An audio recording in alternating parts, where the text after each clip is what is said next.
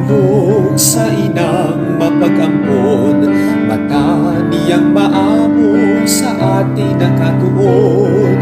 Bayang Santa Ana ay lagi